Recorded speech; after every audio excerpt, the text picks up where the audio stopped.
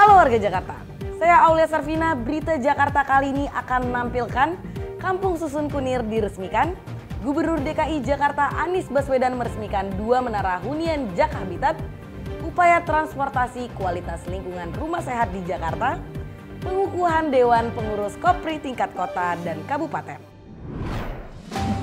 Berita pertama, Kampung Susun Kunir Kelurahan Pinang Sia, Kecamatan Taman Sari, Jakarta Barat diresmikan. Peresmian Kampung Susun Kunir dilakukan langsung oleh Gubernur DKI Jakarta Anies Baswedan. Pembangunan Kampung Susun ini merupakan bagian dari integrasi program Jak Habitat yang menyediakan hunian berkualitas dan terjangkau bagi masyarakat. Anies menjelaskan pembangunan Kampung Susun ini memperhatikan aspek kemanusiaan. Di salah satu unit ada spot bangunan khusus untuk lansia dan ramah penyandang disabilitas. Karena setiap pembangunan harus bisa memperhatikan aspek kemanusiaan bagi masyarakat di lokasi.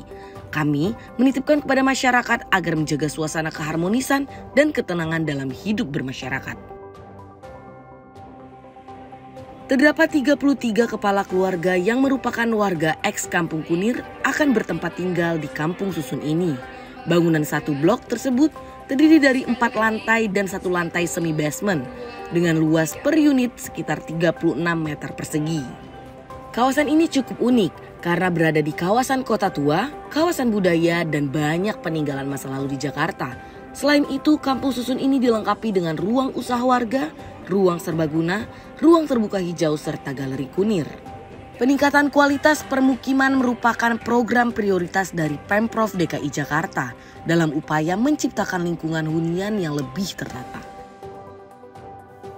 Makin rapi dan nyaman ya permukimannya. Gubernur DKI Jakarta Anies Baswedan meresmikan 1.348 unit hunian Jak Habitat. Program hunian DP 0 rupiah tersebut terbagi dalam 2 menara yang berada di Menara Kanaya Nuansa Cilangkap dan Menara Suasana Nuansa Pondok Kelapa. Dalam sambutan peresmian, Anies menegaskan Pemprov DKI Jakarta memfasilitasi kebutuhan hunian warganya.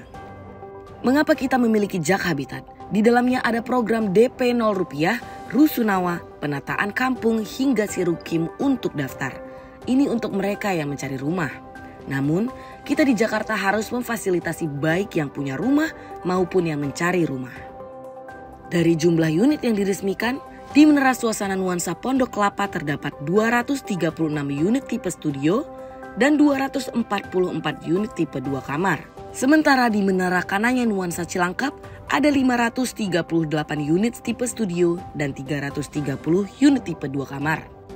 Warga pun mengapresiasi adanya program hunian DP 0 rupiah dari Pemprov DKI Jakarta. Untuk program DP 0 rupiah ini sih oke banget programnya. Terus nyari rumah di Jakarta kan susah banget ya Pak.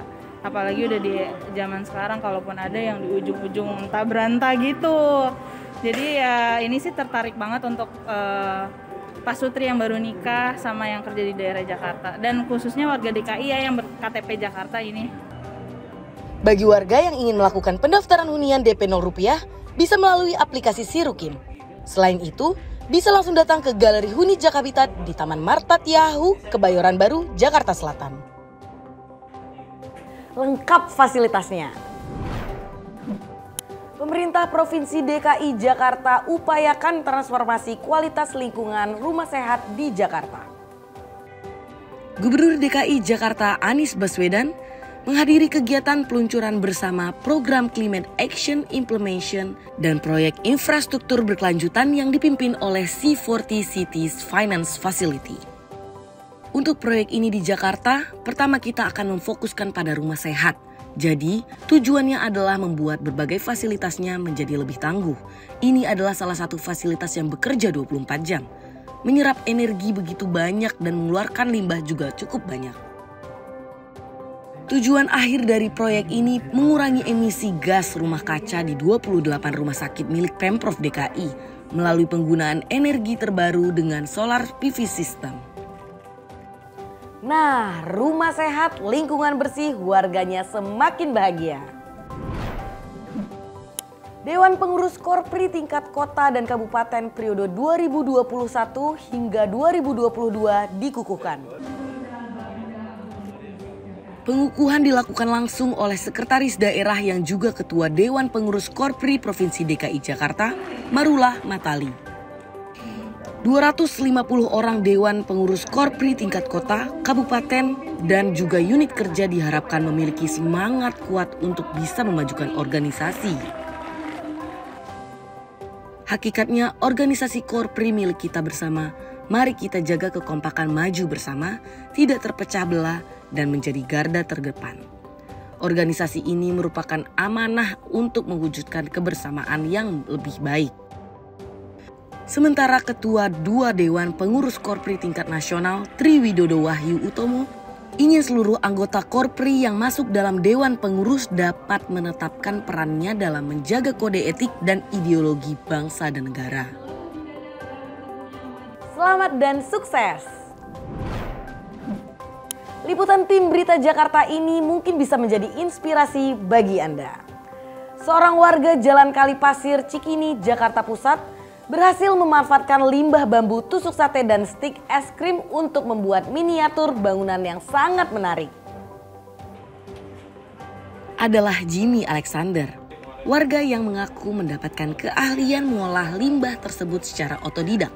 Berbagai miniatur dibuat Jimmy dari susunan bambu tusuk sate, stik es krim, dan juga kardus bekas. Setelah disusun, Jimmy mewarnainya agar lebih menarik. Bentuk miniatur yang biasa dibuatnya antara lain perahu pinisi hingga miniatur rumah mewah. Jadi udah hampir 2 tahun ini. Sudah 2 tahun Pak. Itu gimana Pak? Proses pembuatannya seperti apa sih Pak? Kalau bahan-bahannya dari bahan limbah juga, seperti kardus, stik es krim, terus tusukan sate, sama sumpit.